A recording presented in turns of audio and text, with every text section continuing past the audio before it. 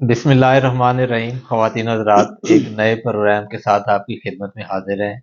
मेरे साथ हमेशा की तरह मलिक फैसल साहब मौजूद हैं। मलिक फैसल साहब से आज हम पूछेंगे कि ये फ़िक्र फ़राई क्या चीज़ है, और आपकी एक गुज़श्ता गुफ्तगू से मैं एक क्यूरियोसिटी पैदा हुई थी कि आपने वहाँ पे कोई फ़िक्र फ़राई को अल्लामा इकबाल से भी कोई जोड़ने की कोशिश की थी।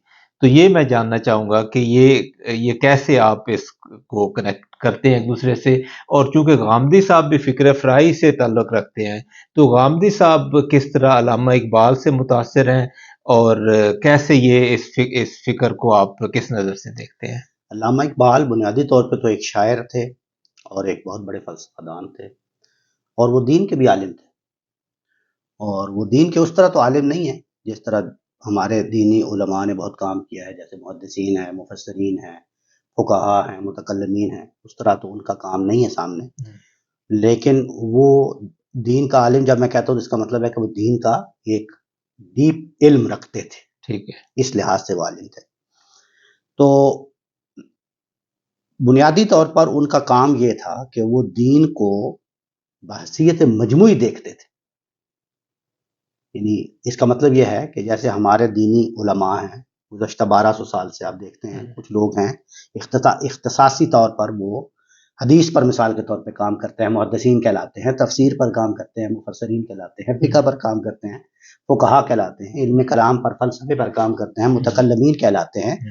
तो इसलिए वो मुख्तलिफ शोबों से वाबस्ता हो जाते हैं, तो ये उनका इख्तिसासी मज़मून होता है। ठीक है। लेकिन कुछ ऐसे उलमाए कराम हैं, बड़े लोग हैं, जिन्होंने दीन को बहसीयत मजमूई देखा है। यानी ऐसा नहीं कि महज वो लुगत पर काम कर रहे हैं, महज ग्रामर पर या नहव पर काम कर रहे हैं, या महज हदीस पर या फ़िक़्ह पर काम, ऐसा नहीं।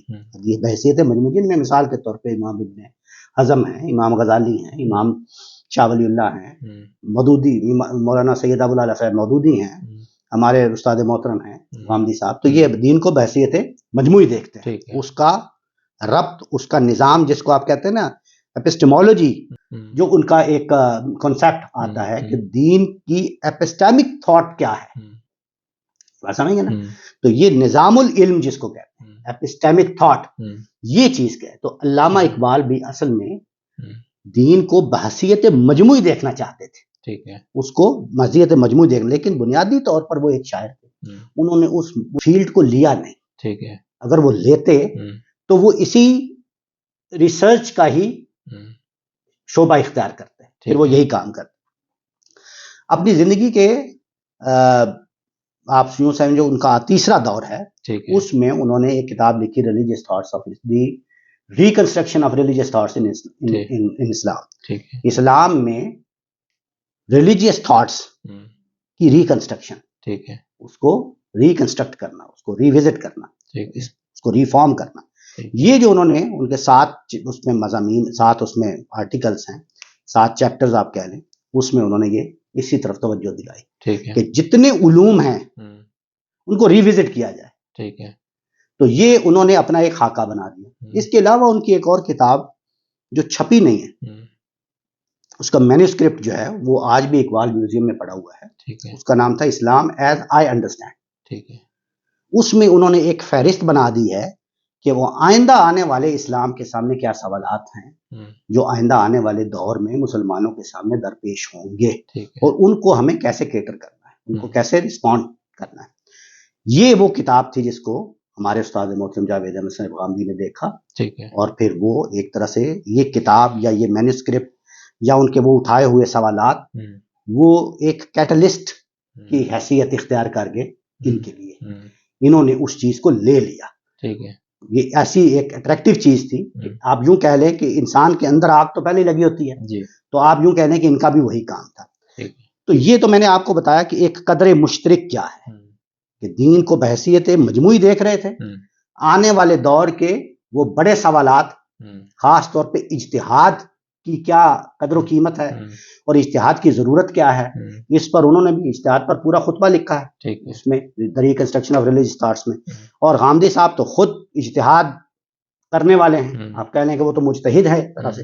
تو یہ چیزیں جو ہیں اس طرح یہ قدر مشترک ہے. دوسرا تعلق یہ ہے اب یہ کہ وہ کس طریقے سے یہ ریوزٹ کیا جائے یا ریکنسٹرکٹ کیا جائے، اس پر علامہ اقبال کام نہیں کر سکے. اچھا، انہوں زندگی نے وفا نہیں کی ان کے ساتھ، وہ کام نہیں کر سکے. انہوں نے کوشش بہت کی، انہوں نے ایک جماعت شباب المسلمین بنائی اور بہت سارے علماء کو وہاں پہ مختلف ملکوں سے اور مختلف ملک کے مختلف خطوں سے انوائٹ کیا، شام سے اور ادھر ادھر سے. اور اس کے علاوہ مولانا مودودی اس وقت ینگ تھے، ان کو بھی انہوں نے انوائٹ کیا. پٹھان کوٹ آپ جانتے ہیں کہ وہاں پہ وہ اکٹھے ہوئے، وہ چاہتے تھے. اور ادھر انہوں نے یہ کام کیا کہ 100 طلباء لیے انہوں نے جدید یونیورسٹیز سے جو کریم سٹوڈنٹس تھے، اور 100 طلباء انہوں نے لیے مدرسوں سے جو مدرسوں کے پڑھے ہوئے تھے. تو وہ چاہتے تھے کہ ان 100 طلباء کو یونیورسٹیز میں بھیجا جائے، ان 100 طلباء کو مدرسوں میں بھیجا جائے، تاکہ وہ جو جدید پڑھے ہوئے ہیں وہ مدرسے کی تعلیم حاصل کریں، اور یہ جو پڑھے ہوئے ہیں مدرسوں والے یہ جدید تعلیم حاصل کریں.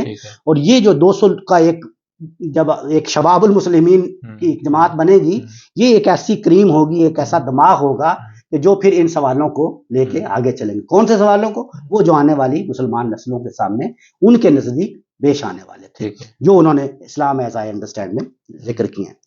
تو یہ کام انہوں نے سوچا کہ اس کا یہ منہج ہونا چاہیے اس طرح وغیرہ وغیرہ، کر نہیں سکے، ہو نہیں سکا. ٹھیک ہے نا. ادھر پھر کیا ہوا؟ ادھر امام فراہی، حمید الدین فراہی، انہی سالوں میں آپ کہہ لیں 1930 میں ان کی وفات ہوئی، مولانا حمید الدین فراہی کی 1938 میں ان کی ہوئی. انہی دور میں 1929 28 29 30 میں یہ ریکنسٹرکشن اور ریلیجس تھاٹس کے خطبات دیے جا رہے تھے. ادھر وہ قرآن پر کام کر رہے تھے. تو انہوں نے زبان کے ایسے اسالیب دریافت کیے امام فراہی نے کہ ان کی بنیاد پر بڑے دیرینہ عقدے قرآن مجید کے واہ ہو گئے، کشا ہو گئے. تو وہ جب کشا ہوئے تو آپ یوں کہہ لیں کہ صدیوں سے کچھ سوالات تھے جو ان آنسرڈ تھے، وہ آپ سے آپ کھلتے چلے گئے، ایک کے بعد ایک، ایک کے بعد ایک. تو انہوں نے وہ راستہ دکھا دیا. پھر اس کے بعد امین احسن اصلاحی کی تدبر قرآن، اور پھر جاوید احمد صاحب حامدی کی البیان. اس میں وہ جو فراہی کے اصول تھے ان کی اپلیکیشن ہوئی. انہوں نے اس کا اطلاق کر کے دکھا دیا. تو جب اطلاق کر کے دکھا دیا تو آپ سے آپ وہ سوالات زیر بحث آ گئے جو ادھر علامہ نے اٹھائے ہوئے تھے.